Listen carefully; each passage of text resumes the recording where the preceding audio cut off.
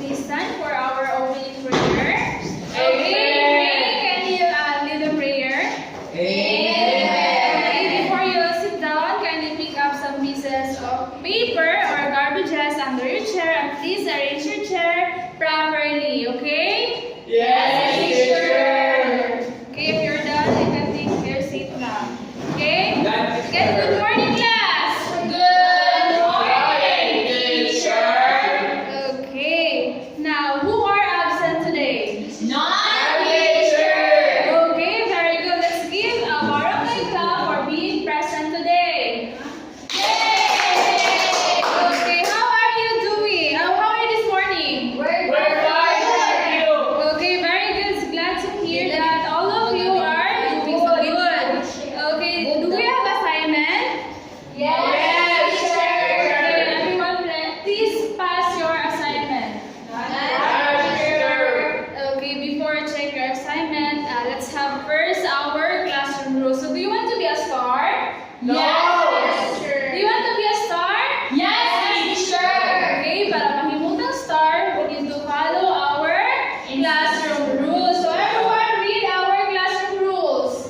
Stay focused on the class. Read others with kindness. Always prepared. Raise your right hand if you would like to speak. Okay, para mahimutang star, we need to follow our classroom rules in order for us to have a peace flow of discussion. Now, who can recall what was our last topic yesterday? Okay, Honey, what was our last topic yesterday? Our topic yesterday, teacher, is all about fairy tale and the story of Goldilocks and the Three Bears. Okay, very good. Okay, who can tell me what is fairy tale? Okay, please. Teacher, fairy tales are short stories that include fanciful and magical elements such as goblins, elves, fairies, and ogres. Okay, di ba natin gibasa nga story ato about Goldilocks and the The bear. Okay, what do you think is the characteristic of Goldilocks? Teacher, Yes, Chris. Goldilocks is a very naughty girl. Okay, very good. Let's give a nice clap to Chris. And everyone give a nice clap to Chris.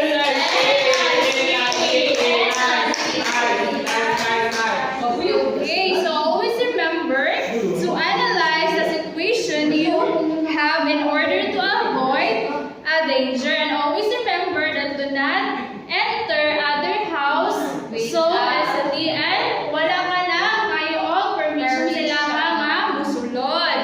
Okay, I think all of you is naka-understand na sa ato last topic yesterday. Now,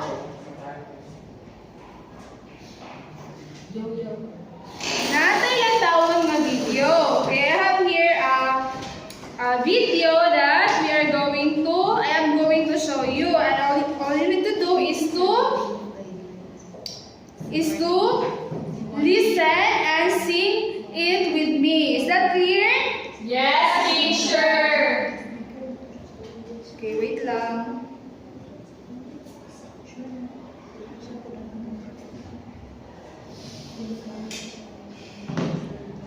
But before that, I want you to group into two. So, diri ang group 1 and diri ang group 2. So, sabto ninyo ang song na ipakita dire. Dayon, now each group will discuss to your own understanding about the video and mamili mo leader nga mag-present diri sa atubangan. Is that clear? Yes, teacher. Okay, everyone, please listen and sing it with me.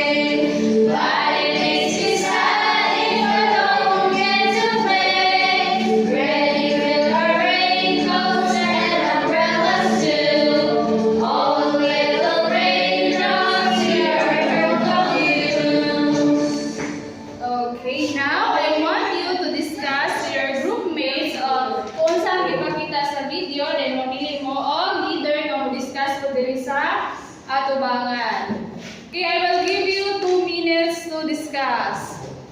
None, teacher. Okay. Okay, group 1. Kinsa yung leader ninyo? Teacher. Okay, please discuss your own understanding about the video.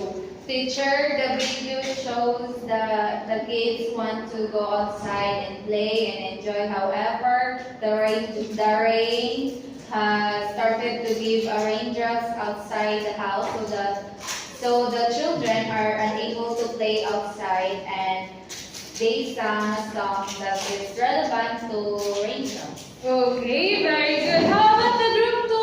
Oyen. Okay, Oyen. Discuss your own understanding about the video that I show you. Sige, Oyen.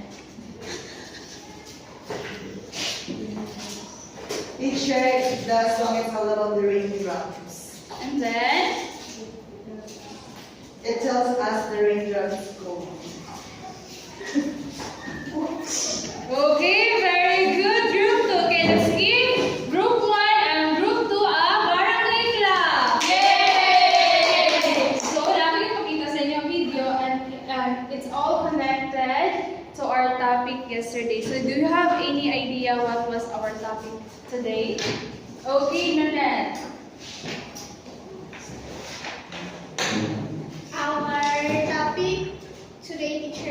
Our topic for today, teacher, is all about fall. And the title is the rain. Okay, very good. Our topic today is all about the poem entitled The Little Rain. But before we dig deeper into our new topic, let's have first our objectives. Okay, everyone read our objectives. Identify the main ideas or concept and form. Entitled The Little Rain. Discuss the poem by showing them Of the students in class. Give the full understanding to the importance of rain in our life. Okay. So this is our objectives nga makuha nato at the end of the lesson. Okay, wait lang. Kaya sila, may question? Okay, but before that, as nga mabasa na ito nga po, ay natin mga difficult words. So first is, everyone read. Floor of the long, narrow trench made in the ground by a plow, especially for planting seeds or for irrigation. Next. Waders high, waterproof boots or a waterproof garment for legs and body. Okay, ang furrows, mo ni siya Sa'y tawagan niya? Furrows. Furrows, mo ni siya balik ni siya kagianan sa mga tubig, especially kung gatanom. Ang kini butas. Kini, pero kini siya, di niya siya yung mga butas. Kaya kini, part dyan po niya siya sa butas, pero waterproof ni siya, mataas siya butas. Okay, now, let's begin first by knowing what is poem. Di ba na-discuss naman ni teacher sa inyo kung sa ang poem? Di ba? Yes. Okay, pero basa na to para mas maka-remember dyan mo kung sa ang poem. Okay, everyone read. Poem is a piece of writing that uses imaginative words to share ideas, emotions, or a story. It is also often having words that are rhymed and have a particular rhythm. Okay, isa gali ang rhythm? Yes, Chris?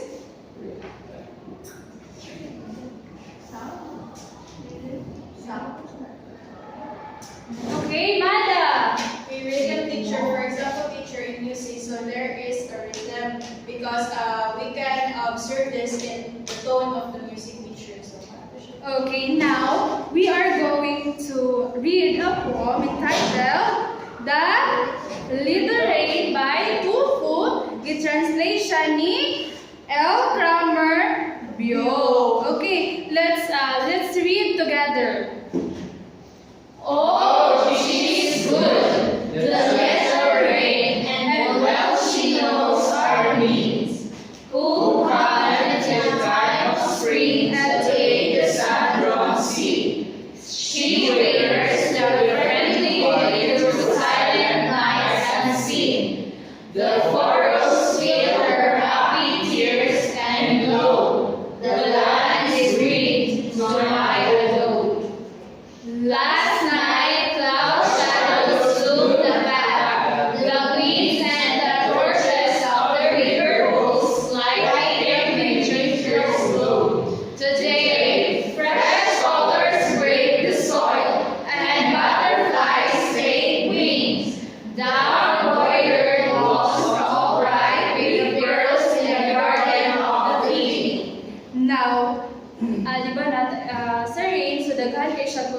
contribution or advantages. So can you give me the advantages or contribution of the rain? Okay, honey. Teacher, the rain can help the plants grow. Okay, what else? What else? Okay, Oyen. What is the contribution or advantages of the rain? The contribution of the rain, teacher, is it gives us to have water, so water supply, and it's give for the plants. And the advantage, teacher, is if too much rain will cause us floods. A disadvantage. Advantage. Advantage na. Yes.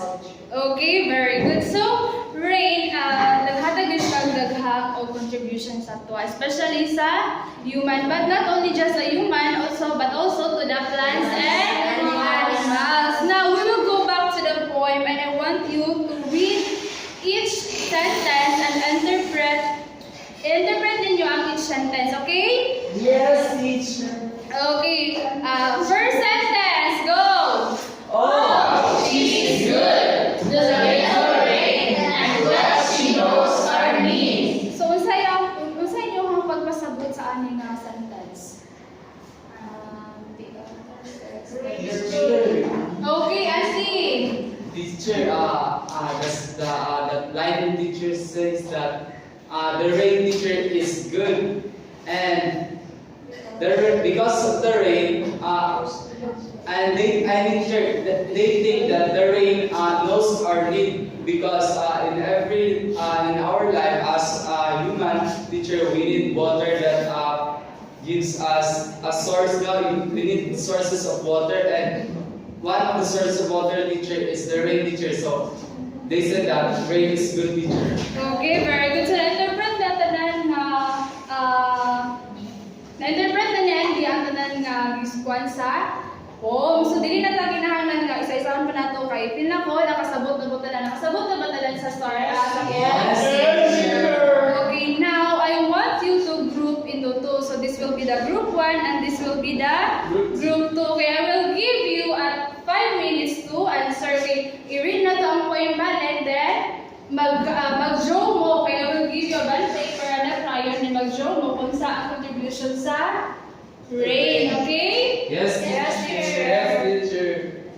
Okay, but before that, we will have, this will be your rubrics in order for us to have a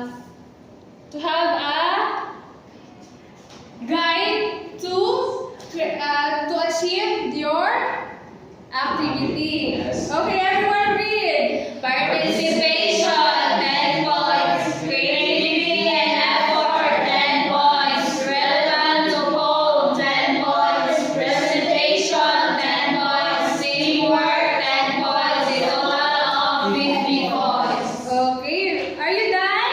Yes, teacher. Okay, very good. Now, what have you learned in today's lesson? Okay, Jane. Teacher, I learned that rain has many contributions to the plants, not only for the plants but also for animals and to us humans. Okay, very good, Jane. Okay, let's give a fireworks clap to Jane. What's that, teacher? Okay, teacher. it goes like this. 1, 2, 3. 1, 2, 3. Okay, 1, 2, 3, go. 1, 2, 3. 1, 2, 3. Now, what is the contribution or advantages of the rain that shows in the poem? Kaya sa mga advantages na ipakita dito sa poem? Okay, Asiral?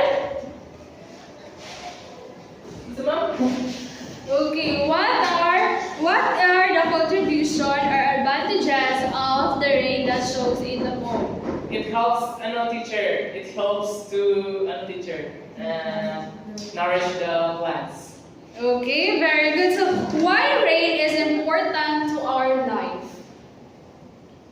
Why rain is important to our life? Okay, please. Teacher, rain is important to our lives because it supports our needs. Very good. Can we live without rain? No, teacher.